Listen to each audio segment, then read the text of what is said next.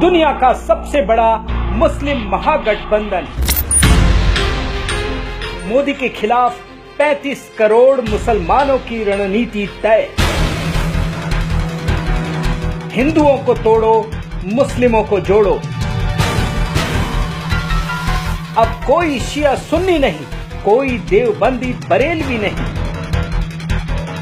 तुम लड़ते रह जाओगे, तुम देवबंदी, तुम काफिर, तुम मुशरिक, तुम अहले हदीस के झगड़े में पड़कर रह जाओगे। असल मैटर को भूल जाओगे कि हम मुसलमान हैं। 2019 में मोदी के खिलाफ सबसे बड़ी ऐलान जंग। 25 करोड़ आपके नहीं, आपकी 35 करोड़ की तादाद है हिंदुस्तान। उत्तर प्रदेश के बुलंदशहर में मुसलमानों के सबसे बड़े सम्मेलन में तय हुई रणनीति। सोशल मीडिया में जो खुलासा सामने आया, उसमें 2019 के चुनाव में मोदी को सत्ता से हटाने का फॉर्मूला तय हुआ। इसी सम्मेलन में एक मौलाना मुसलमानों को उनकी ताकत का एहसास कराते हुए कहता है कि सभी मुसलमान एक साथ रहते तो एक चाय बेचने वाला देश का बादशाह नहीं बन पाता। अगर आप मुत्तहिद होते तो एक चाय बेचने वाला आपका गुरु नहीं होता, आपका बादशाह नहीं होता। देश भर में इसी तरह प्रधानमंत्री मोदी के खिलाफ जहर उगला जा रहा है। देखिए किस तरह मुसलमानों के सम्मेलन में मौलाना जर्जिस सिराजी नाम का ये मुस्लिम धर्मगुरु पीएम मोदी को आतंकवादी बता रहा है।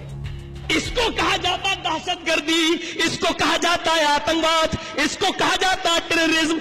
जाओ, अगर तुमने अपनी माँ का दूध पिया है तो जो केस बनता है बनाओ मेरे ऊपर। हमने नरेंद्र मोदी को आतंकवादी कहा है, जाओ जो केस बनता हो बनाओ मेरे ऊपर। इस मोदी पागल से पूछ लो, तो आज क्यों भूल गया तेरी छाती 56 इंच की थी। आज हमारे लोग घास काट रहे हैं। क्या कर रहे हैं?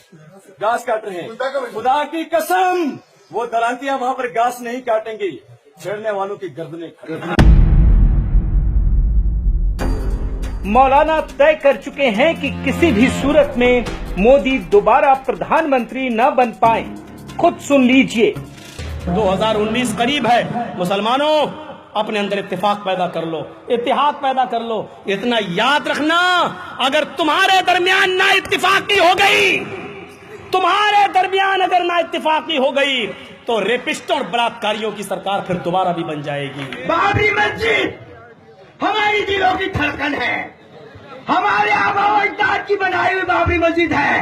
और मोदी और योगी याद रखो, अगर तुमने उसको बनाने की कोशिश की तो तुम्हारे हाथ तोड़ दिए जाएंगे, तुम्हारा सर कलम कर दिया जाएगा।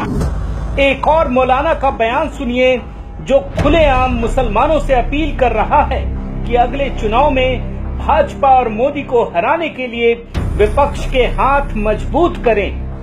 मुसलमानों को भी चाहिए कि वो ज़्यादा से ज़्यादा वोट पोल करें और मुल्क को आगे ले जाने में अपोजिशन की मदद करें। जमीयत उलेमाए हिंद के अध्यक्ष मौलाना अरशद मदनी ने तो भाजपा और मोदी को रोकने वाले हर दांव को आजमाने को कहा।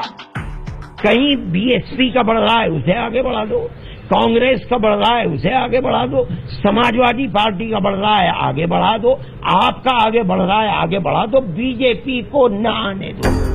मुस्लिम धर्म गुरु मुफ्ती मोहम्मद सनाउल्लाह होदा कासिम को मोदी राज में जमहूरियत खतरे में नजर आ रही है।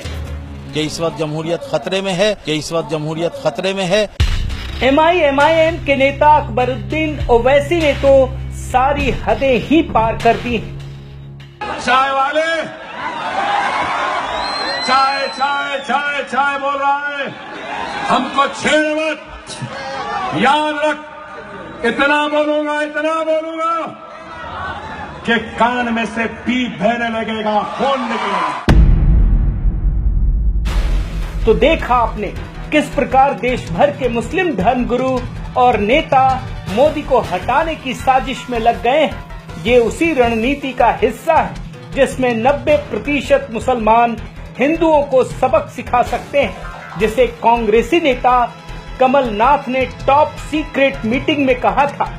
आज मुसलमान समाज की अगर 90% वोट नहीं पड़े तो हमें बहुत बड़ा नुकसान हो सकता है। इनसे सावधान रहने की जरूरत है, कहीं ऐसा ना हो कि ये लोग अपने मंसूबों में कामयाब हो जाएं। फिर इस देश में दोबारा कोई मोदी पैदा नहीं होगा।